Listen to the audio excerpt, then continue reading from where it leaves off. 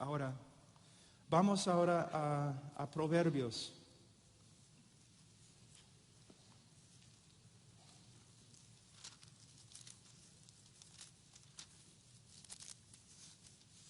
Diecisiete.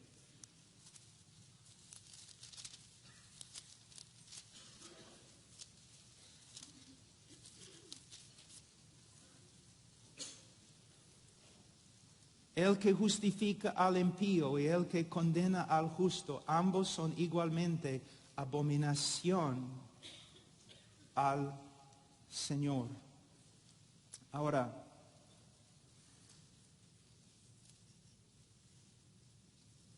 la palabra abominación, hermanos, también puede ser traducida asqueroso, repugnante, ofensivo. Y aquí el dilema es evidente. ¿Cómo puede Dios perdonar, justificar al impío sin llegar a ser abominación? ¿Cómo puede Dios justificar al impío y mantener su justicia? Les voy a dar un ejemplo. Vamos a decir que regreses a tu casa una noche y ahí en tu casa tú ves un asesino y ha matado a toda tu familia. Tiene la sangre de tus hijos en las manos. Lo tiras al suelo, lo atas, llamas a la policía lo lleva a la cárcel. Y después, como 2 meses después, él tiene que ir a la corte, a tribunal y pararse ante el juez. Y todo el pueblo está reunido en el salón para escuchar el veredicto. Tus amigos, tus familiares, todos están esperando ver justicia. Y el juez dice: soy un juez compasivo, misericordioso, lleno de amor, abundante en gracia. Y mira al criminal, al asesino que mató toda tu familia y dice: te perdono.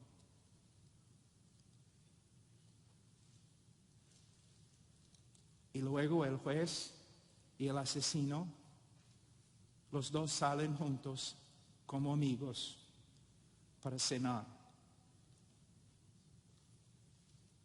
¿Qué vas a hacer? ¿Cómo vas a responder? ¿Cómo va a responder el pueblo?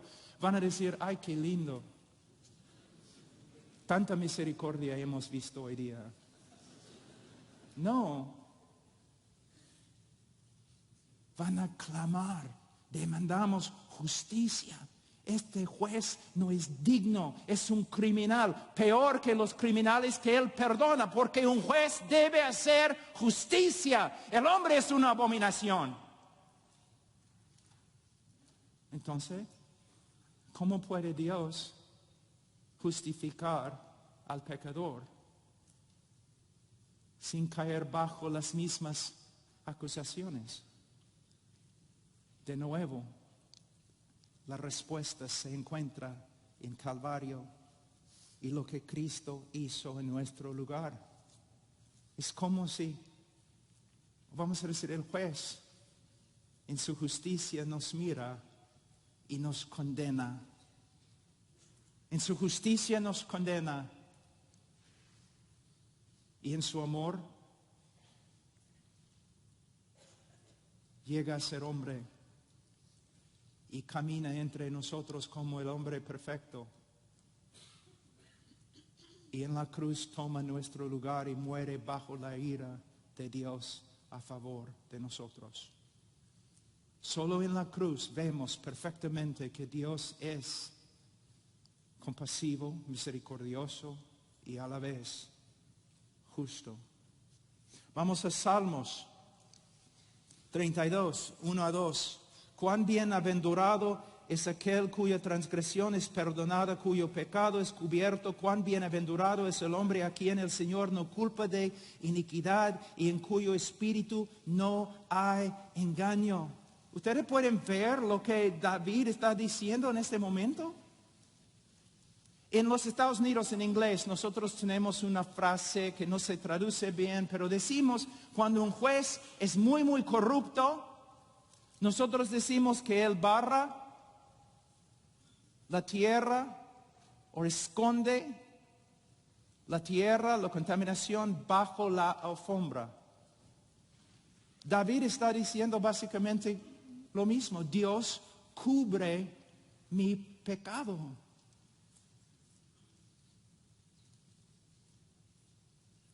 Dios no me inculpa de iniquidad. Pero un juez debe culpar a los malos. Un juez debe no esconder el crimen. El juez tiene que, si es justo, tiene que exponer, manifestar el crimen. ¿Cómo puede Dios esconder el pecado o cubrir el pecado? De nuevo, mira Romanos 3.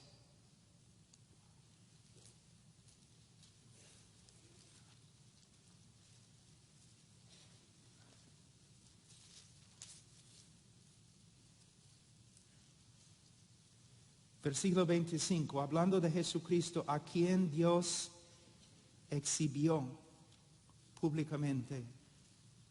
¿Cómo puede Dios cubrir nuestro pecado?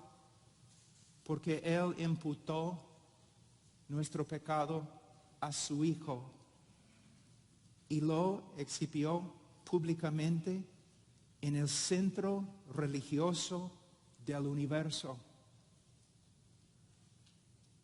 Y sobre la cruz derramó su justicia sobre Él.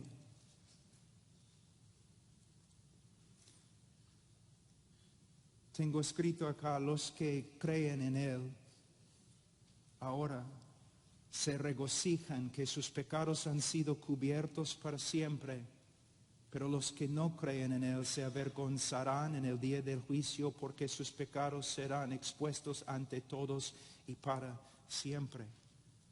Lo que necesitamos ver es que nuestros pecados fueron expuestos y toda la vergüenza con ellos, pero expuestos en Calvario cuando Cristo sufrió en nuestro lugar. Ahora vamos a Miqueas, capítulo 7. Miqueas capítulo 7, versículo 18.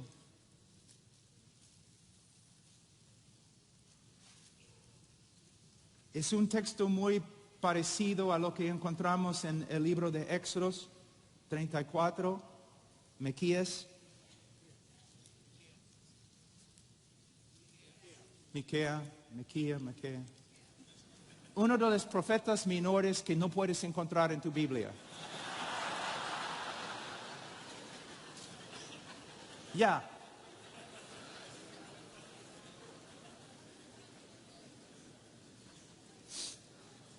No puedo creer que ustedes se rieron de mí.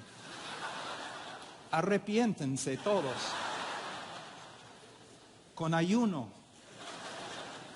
No quiero ver nadie afuera comiendo durante almuerzo.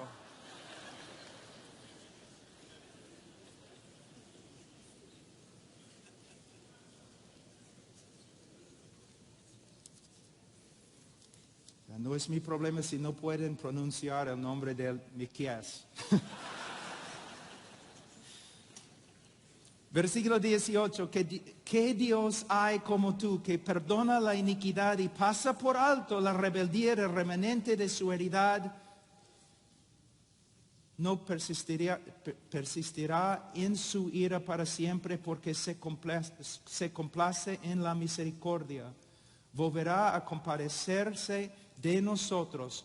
hollará nuestras iniquidades, sí, arrojarás a las profundidades del mar todos nuestros pecados. Versículo 19 se encuentra en muchos himnos, cánticos, que se cantan por todo el mundo. Y es correcto cantar estas palabras con alegría, pero yo creo que se demanda más que alegría, solemnidad. Y los que solamente pueden cantar estas palabras con alegría no entienden el texto. Cuando uno lee este texto piensa, ay, qué lindo, Dios no ha pisoteado nuestras iniquidades, así, ¡pum! O que Dios, no, Él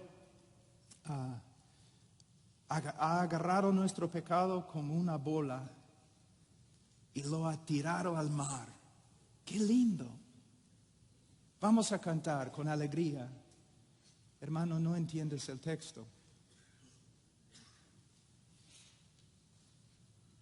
No entiendes el texto.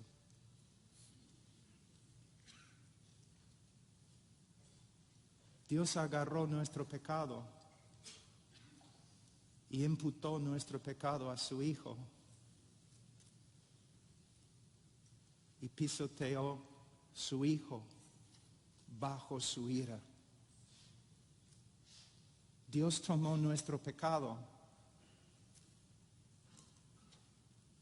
como una bola, los imputó su Hijo, agarró a su Hijo y lo tiró al mar de su ira. Si tu labio no está temblando cuando cantas este texto, tú no entiendes este texto. Jonás era culpable y se tiró al mar para salvar al bote y los inocentes que estaban dentro. Cristo, el inocente, se tiró al mar de la ira de Dios para salvar la nave de Sión y los culpables que están dentro.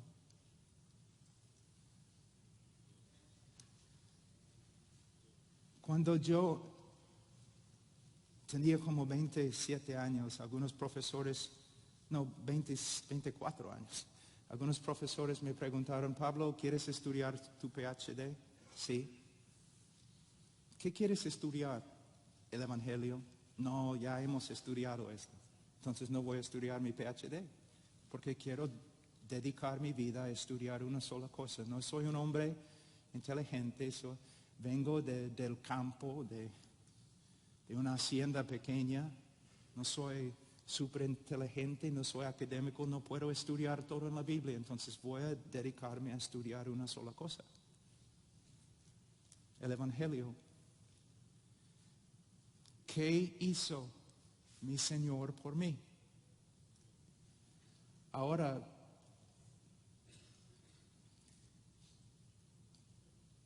décadas han pasado. Muchas veces 3, 4, 5, 7, 8, 16 horas al día. Dios sabe que no estoy mintiendo. Yo no entiendo mucho acerca de la escatología, aunque probablemente debo saber más.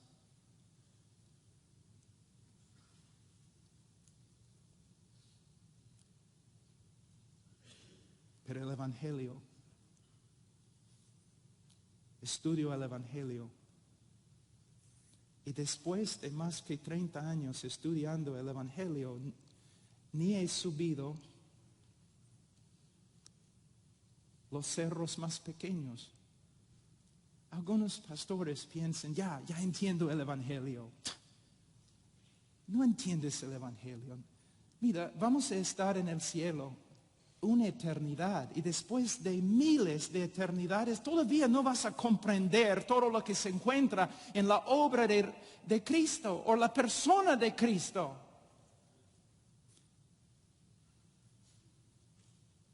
Cuando vemos lo que Él hizo en la cruz, cuando crecemos en nuestro conocimiento de verdad, la transacción, lo que sucedió ahí cuando murió, es absolutamente increíble.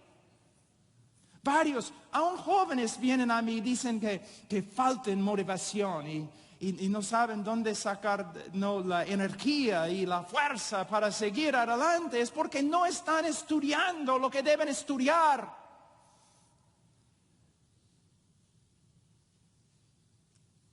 La cruz y todo lo que sucedió ahí. Ahora, vamos a volver un ratito a Romanos.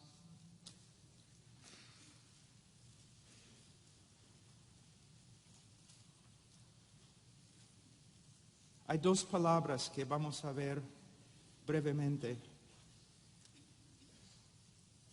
Siendo justificados gratuitamente por su gracia por medio de la redención que es en Cristo Jesús. Hermanos, a veces yo me enfermo durante tiempos de alabanza. Cuando yo veo a los cristianos tan felices usando la palabra redención o Cristo como rescate. De verdad, con gozo está bien, pero fíjense lo que están diciendo. Él pagó el precio. Él compró nuestra libertad con su sangre. Con su sangre. Redención denota la liberación de un prisionero, un cautivo, un esclavo, por medio de pagar un rescate, por medio de pagar un precio. ¿Y cuál fue el precio? La sangre preciosa de Cristo. Pero hermanos, no es suficiente decir la sangre preciosa de Cristo y dejar de hablar. No es suficiente. Especialmente en el mundo latino. Y mi familia viene de Croacia y los croatas son aún más católicos que ustedes. En la iglesia católica, la muerte de Cristo ha llegado a ser como algo romántico. Él murió como mártir. Y cuando vemos la cruz debemos decir, ay, qué pena, pobre Jesucito, que sufrió tanto. O aún los predicadores evangélicos, cuando hablan del precio que Cristo pagó, solamente hablan de sus sufrimientos físicos. No, de hecho, los sufrimientos físicos, especialmente a las manos de los gentiles, los paganos, eran parte de la maldición y lo que él tenía que sufrir. Pero si somos salvos, no somos salvos porque los romanos golpearon a Jesús.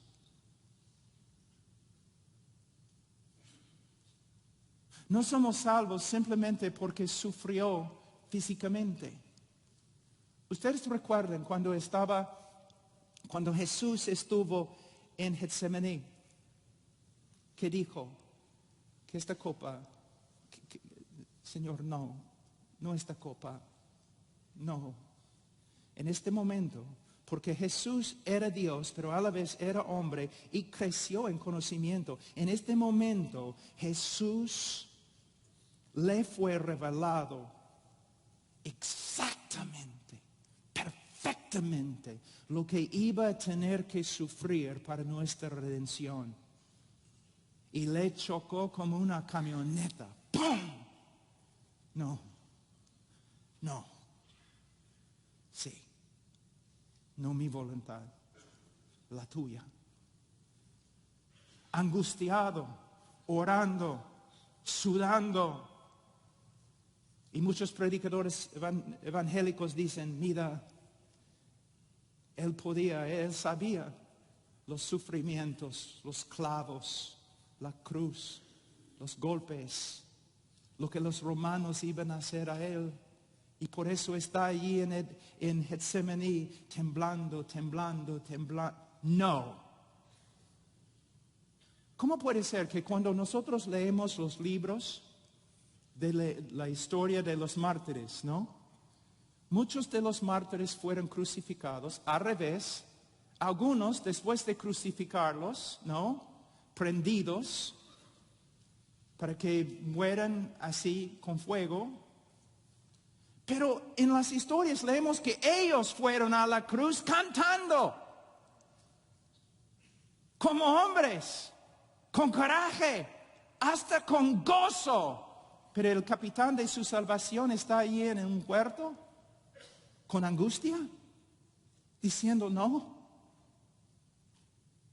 Hermanos, es cierto, los sufrimientos físicos de Cristo eran indecibles. Yo no creo que ningún hombre haya sufrido como él sufrió físicamente. La vergüenza, más que lo que puedes imaginarte. Pero la pena de la cruz, la clave es en la cruz. Dios el Padre imputó el pecado del pueblo de Dios a él. Y todo el odio divino, toda la furia justa, todo el aborrecimiento de un Dios santo, santo, santo contra la maldad cayó sobre el Hijo. Hace como 4 años yo pasé varios meses estudiando solamente las 3 horas de oscuridad. Yo no creo que eran 3 horas de un cielo nublado. Yo creo que era como Egipto. ¿Por qué? Cristo tenía que ser encarcelado, encerrado en como una cárcel a solas, en la absoluta oscuridad, mientras ola tras ola tras ola de la ira de Dios caía sobre él, hasta que el precio fuera pagado. Y él gritó, consumada es. Dios nos condenó. Y Dios, ayúdame con la palabra, Dios nos condenó. Y Dios absorbió la condenación en sí mismo. Dios derramó su castigo sobre nosotros. Y Dios, en la persona de Jesucristo, absorbió el castigo y la condenación.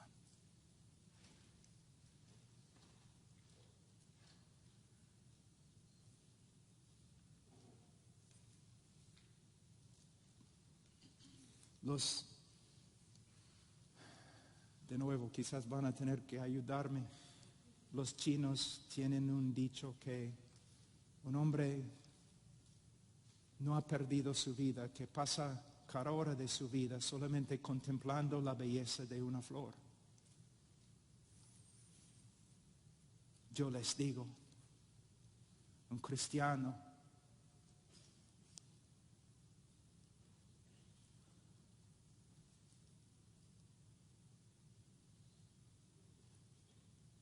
no ha malgastado su vida, habiendo dedicado su vida a simplemente contemplar la cruz del Calvario. ¿Por qué algunos hermanos y hermanas en la historia de la iglesia son tan excepcionales? Nacen de la misma raíz de Adán como nosotros. Entonces, ¿cómo es que llegan a ser tan diferentes? ¿Son mejores? No. Quizás es solamente una cosa, porque habiendo estudiado personas así a través de la historia, yo he llegado a la conclusión que hay una cosa que los separa de los demás, una visión más amplia de Cristo, una visión más amplia de lo que Él hizo en la cruz del Calvario. Hermanos, pastores, predicadores, ustedes deben ser como mineros. En Perú tenemos muchas minas y mineros, y a veces es un trabajo muy peligroso, muy costoso. El minero tiene que entrar a la mina en la oscuridad a veces, a solas, en el frío, con una linterna así buscando. Job 28, creo. Ese es el trabajo del predicador. Ustedes se dan cuenta, mira, yo conozco hermanos en todas partes del mundo que aman al Señor más que yo. Y son mecánicos y carpinteros y policía. Y para sobrevivir y apoyar a su familia, ellos tienen que trabajar 16 horas al día solamente para poner, ¿no?, comida en la mesa. 16 horas al día. Aunque son muy devotos pastores, ellos no tienen tiempo para estudiar. Es nuestro privilegio y responsabilidad. La razón por la cual estudiamos esta Biblia no es para ser más inteligente que los demás predicadores en la conferencia. ¿Qué me importa? Estudiamos la Biblia como un minero que entra en la mina